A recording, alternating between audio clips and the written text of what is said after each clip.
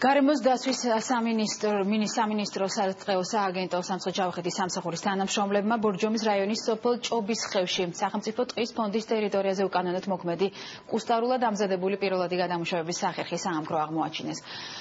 საამქროს დაშლა და გადატანა დროის საკმაოდ მცირე მონაკვეთშია შესაძლებელი, რაც მსგავსი ტიპის სახერხის გამოვლენას ართულებს. ამავე საამქროს ტერიტორიაზე ასევე გამოვლენილია უკანონოდ მოჭრილი წიწოვანი ჯიშის პირველი ხარისხის მერქანი. ეროვნული სატყეო სააგენტოს თანამშრომლების მიერ სამართალდამცავების იარაღები დაილუქა მიმდინარეობს გარემოსთვის მიყენებული ზიანის დადგენა.